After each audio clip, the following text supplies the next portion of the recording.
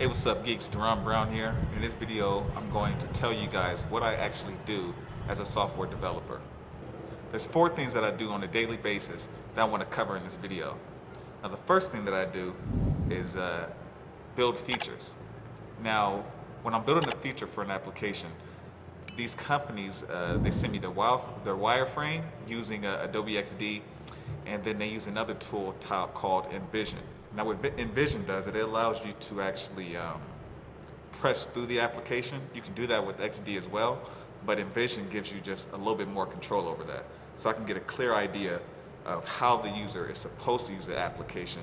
So when I'm actually creating the navigation within the application, I have a good feel for how the user experience is supposed to be. Now, as I'm building the application, there's always things that are missed during the development process. So these issues are usually around the UX issues, the user experience issues. Sometimes they don't take into consideration how a screen is supposed to look if there is no data coming back for that specific user. There is in the design, they'll include alerts if there are any kind of alerts for any kind of issues or any kind of successful actions that take place in the application. For example, whenever you're creating a post on like Instagram or some type of website, once you create that post or you send an email, you get a notification, you get some kind of pop-up that says, okay, your message has been sent, and then you're redirected to a new screen. In these designs, sometimes they forget to leave that out. So it's up to me to communicate that to them. And in most cases, honestly, when I'm working as a contract developer, for me, the time it takes for me to actually inform my company of it and they inform the other company of it, it can go on weeks. So in most cases, just building an application, I have a good idea how things are supposed to flow and how they're supposed to look. So I'll just take the design into my own hands and I'll go into it and actually create an alert based off the current design of the application. Now, the next thing I do is fix bugs. Now, when I'm building the application, I create releases. And for the iOS app, there's something called Test Flight that's in the Apple Store. So I create a build for the application on Test Flight, and the companies that I work for, they have a team of users that they give early access to the application. So whatever I push to that store, they're able to test those new features and they can let me know if there's any kind of bugs. Now, in most cases, the bugs that I'm actually dealing with, they're around data loading. So when a person actually creates a post, they may be redirected to a new screen and that post may not show immediately. Now, you may have noticed on apps like YouTube or I want to say like Facebook or something like that, they have something called pull down refresh. So I have the option to actually add a feature called pull down refresh, which actually calls the API to get all that new data. Or I can add something like navigation refresh. And navigation refresh is a little bit more work, but it's not too much work, it's a little bit more work. But it all depends on what the company wants, what their needs are. And in most cases, when I'm creating a new build, I'm creating a feature, I don't add all those little details into the application with some of those builds. So some of the users may be confused as to not understanding if the application is actually working the way that it should. So yeah, so when I'm getting actually these bugs, it's usually around like API call issues, or it's around, I want to say not necessarily design issues, but phone issues. When you're building the application, if you watch any of my tutorials, you can see I'm using a simulator.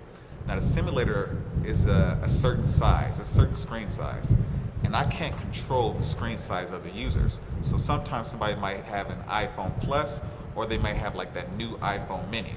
Now, my job as a developer is not only to make sure that the application functions the way that it's supposed to function, it's supposed to look good on all platforms. So that's why actually, if you've been paying attention to any of my tutorials, I emphasize using the dimensions component that comes built into React Native. Because when you actually create your font sizes and you scale your images and all your other components to the dimensions of the screen, it can eliminate some of these issues in the past. These issues that could potentially happen in the future. And in most cases I handle that, but not in all cases. So every now and then somebody will reach out to me like, hey, on this phone, I'm having trouble seeing text, or like this image is like overflowing into this area. And then as a developer, I have to go into that and I need to address that. And in order for me to address it, I actually need them to take a screenshot of that. And I also need them to let me know what type of phone they are using. Now, this is a special case example. At this job, my position is solely to work as a mobile developer. But at my last job, I did a little bit of everything. I did stuff with the database, I did things on the front end, and I also did a lot of work on the back end. And the back end basically consists of the API. I built most of the API for the last company that I worked for. Now, currently, for this company, it's really a hit or miss. I'm guessing in most cases, when you get contracted to a company, you're only going to do the job that was in your contract. But for the two projects that I'm working on right now, one of the companies that I'm working for, their developer doesn't have experience building APIs to work with React Native or maybe even in general. So what I've been doing is, while I'm building the application, I'm also constructing the API and basically creating the routes for the API, and I'm putting all the parameters together for the API, and I'm informing that developer how it's supposed to work. And honestly, depending on the attitude of the developer, this can be, it can be a good experience or a negative experience. But this is what I do on a daily basis. I'm building up the application, and then I'm also designing the API and then passing that to the developer. And the only con to that is that sometimes when you're working with some of these companies, their developers can take forever to get back to you. I'm in a situation where this developer hasn't worked on the API for 2 months. And depending on how your contract is, that can really affect your payment. So I'll discuss that in a later video. And lastly, I'm having meetings. So the first meeting of the day isn't actually a meeting. It's like they just want me to inform them of what I worked on the previous day and what I'm going to work on today, and if there's any blockers. So I inform them of all those issues that I'm having, and then from there we may have issues as far as like my manager may have been meeting with a person in a certain company, and then they have questions about something. He may come to me about those questions, and rarely there's like issues as far as like we might have some kind of drama with the company. So I have meetings around that. And then something they're going to start implementing is they're going to include developers in the design process of the application. Because like I said, there's a lot of things that are missed during the design process. So now they're going to start including developers in that initial design process. So I hope that was clear to you guys.